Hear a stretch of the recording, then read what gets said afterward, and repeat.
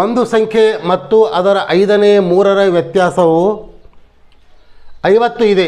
ಹಾಗಾದರೆ ಆ ಸಂಖ್ಯೆ ಯಾವುದು? ನೋಡ್ರಿ, ಆ ಸಂಖ್ಯೆ ಯಾವುದು ಅಂದಾಗ ಗೊತ್ತಿಲ್ಲ ನಮಗೆ. ಆ ಸಂಖ್ಯೆ ಎಕ್ಸ್ ಆಗಿರಲಿ,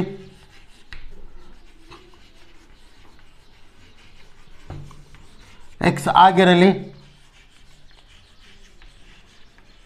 ಅಂದ್ರೆ ನಾವು ಎಕ್ಸದ ಬೆಲೆಯನ್ನು ಕಂಡು ಹಿಡಿದು ಬಿಟ್ಟರೆ ನಮ್ಮ ಕೆಲಸ ಮುಗೀತು. ಮತ್ತೇನಂತಾರವರು, ಒಂದು ಸಂಖ್ಯೆ ಅಂದರೆ ಆ ಸಂಖ್ಯೆ ಎಕ್ಸ್ ಆಯಿತು ಮತ್ತು ಅದರ 5ನೇ ಮೂರರ ವ್ಯತ್ಯಾಸ. ಅದರ ಅಂದರೆ ಯಾವುದರ? ಎಕ್ಸ್ ಅದ.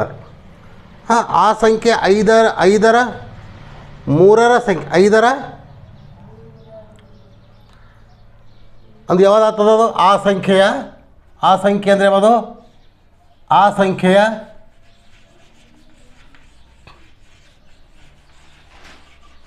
ಸಂಖ್ಯೆಯ ಅಂದರೆ ಎಕ್ಸ್ ಅದ 5ನೇ ಮೂರು. ಆ ಸಂಖ್ಯೆಯ 5ನೇ ಮೂರು ಅಂದರೆ 3 5 ಆ 3 5 ಸಂಖ್ಯೆ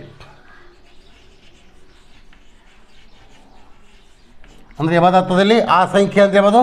ಎಕ್ಸ್ ಆಗ್ಯದ. ಅದರ 5ನೇ ಮೂರು ಅಂದರೆ 5 ಒಂದೇ, 3/5 ಅಂದ್ರೆ ಬಂದೆ. ವ್ಯತ್ಯಾಸ 50 ಇದೆ, ಹೌದಲ್ಲ? ಅಂದರೆ ನಮ್ಮ ಇಲ್ಲಿ ಲೆಕ್ಕಾಚಾರವನ್ನು ಪ್ರಾರಂಭ ಆಯಿತು. ಅಂದ್ರೆ ಆ ಸಂಖ್ಯೆ ಅಂದರೆ ಎಕ್ಸ್ ಆಯಿತು ಮೈನಸ್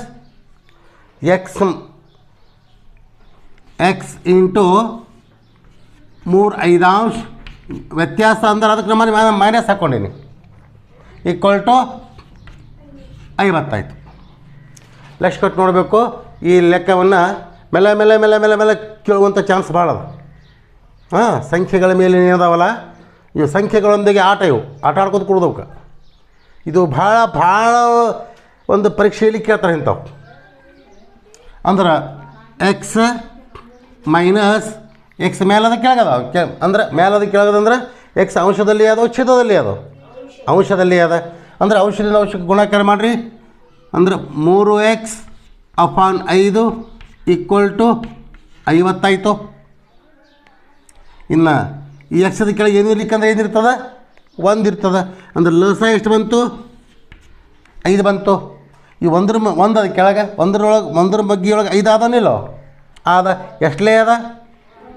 1ಲೇ. 5ರ ಬಗ್ಗೆಯೊಳಗೆ 5 ಆದನಿಲ್ಲೋ? ಹಾಂ, 1 5ಲೇ. 5ರ ಬಗ್ಗೆಯೊಳಗೆ 5 ಆದನಿಲ್ಲೋ? ಎಷ್ಟಲೇ? ಇಂಟು 1.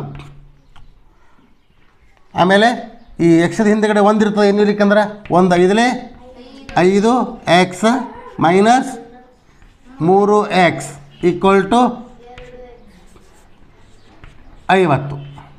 ಈಕ್ವಲ್ ಟು 50ಕ್ಕೆ 50 ಆಯಿತು. 5xದಲ್ಲಿ 3x ಕಳೆದಾಗ 2x/5 ಈಕ್ವಲ್ ಟು 50 ಆಯಿತು. 2x equal to 50 into 5. ಯಾಕಂದರೆ 5 ಭಾಗಾಕಾರದಲ್ಲಿ ಅದ, ಹೌದಲ್ಲ? ಎಕ್ಸ್ ಈಕ್ವಲ್ ಟು ಎಷ್ಟಾಗ್ತದೆ? ಇಲ್ಲಿ ಬಿಡಿಸ್ತೀನಿ ನೋಡ್ರಿ. X equal to